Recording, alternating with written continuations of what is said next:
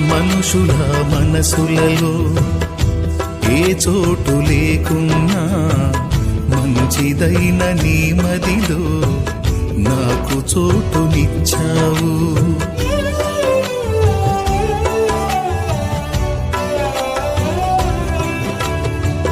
పలుకరించు వారెవరు నాదరికి రాకున్నా నన్ను పలుకరించగా పరితపిస్తూ ఉంటావు.